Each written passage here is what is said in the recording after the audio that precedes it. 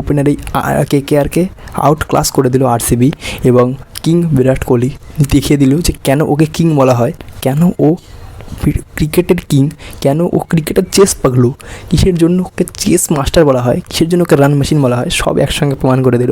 সিজনের ওপেনার, প্রথম match, crowd, king খান, সামনে দিশা পাটানি, কারণ আউজলাসের মতন সেলিব্রিটি, শ্রেয়া ঘোষালের গান, তার মাঝেও সবার মাঝ কেন্দ্রে বিরাট কোহলি, সবার মধ্যমণি বিরাট কোহলি, ক্রাউডের চেয়ার বিরাট কোহলি। কোনো সেলিব্রিটি এখন বর্তমানে বিরাট কোহলির ধারে পাশে নেই ভারতে, আমি বলছি কারণ বলছি বিরাট কোহলি হলো আলাদা ধাঁচের চলে গিয়েছে।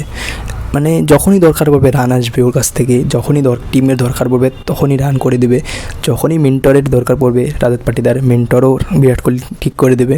আর বিরাট অ্যাসল্ট, মানে কলকাতার পুরনো সল্ট কলকাতাকে এভাবে মারবে সেটা আমি ভাবতে পেরেছিলাম, কারণ সল্টের কলকাতাতে রেকর্ড অসাধারণ এবং কলকাতার বলারকেও খেলে নিয়েছে। শুধু একটাই ভয় ছিল বরুণ চক্রবর্তী, ওকেও সামলে দিয়েছে, বা নারায়ণকেও সামলে নিয়েছে।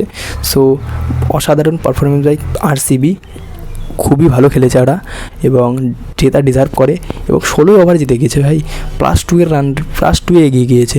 আর কলকাতাকে এর থেকে জিততে গেলে আবার এত রানে হারাতে হবে, এত বড় মার্জিন হারাতে হবে, যেটা কি খুব সহজ হবে না, কারণ আইপিএল প্রত্যেকটা টিম বহুত কঠিন।